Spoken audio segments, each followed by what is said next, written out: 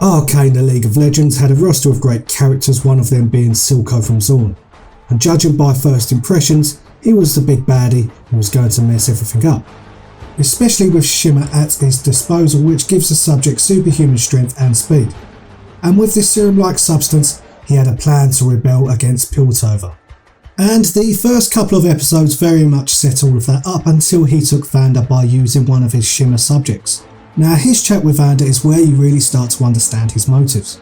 It wasn't so much power and greed like most villains, it was respect that he craved, which I thought was a very interesting concept. It showed that despite his atrocities, he believed what he was doing was for the greater good of Zorn, and he had the courage of his convictions. But obviously one thing led to another, and his lair was destroyed by Powder with the Hex Tech bomb.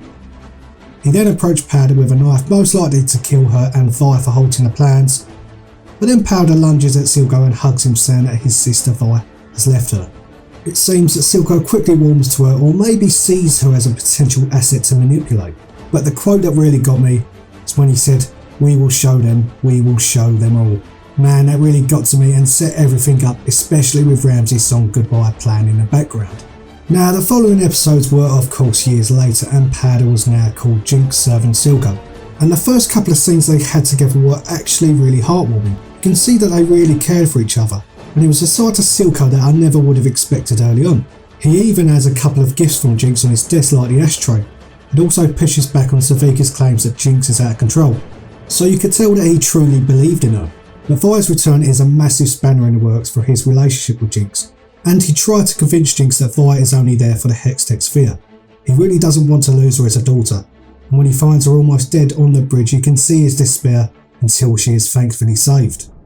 So after Jace regrets the attack on the Shimmer plant, he invites Silco to talk. They agree on terms for peace and independence, but Jace demands that Silco gives them Jinx. You could see on his face that he wasn't prepared to do that.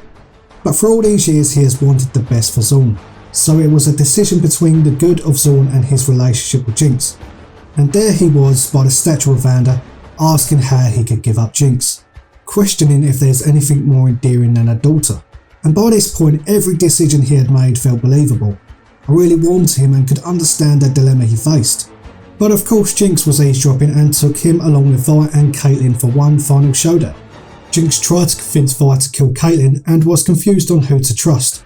She remembered that some of the events leading up to this messed up tea party were Silco's fault. Silco says that you're my daughter and I'll never forsake you. But she's still in a very chaotic state of mind, not knowing what to do. Until she unloads her gun, killing poor Silco in the process. Silco gracefully accepts it and states that he would have never given her up, and that she was perfect the way she was. Jinx instantly regrets this and chooses to let Powder go for good, as only Silco really accepted her. Silco's emotional ending and bond with Jinx was something I never would have expected.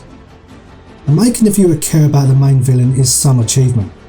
He was far from a perfect man, but he had the courage of his convictions and stayed true to himself while loving his daughter until the very end. It shows how well written the series is, and fingers crossed we get some flashbacks with Jinx and Silco in series 2. But if not, his legacy will continue with her and the series. Like, subscribe, and see you very soon.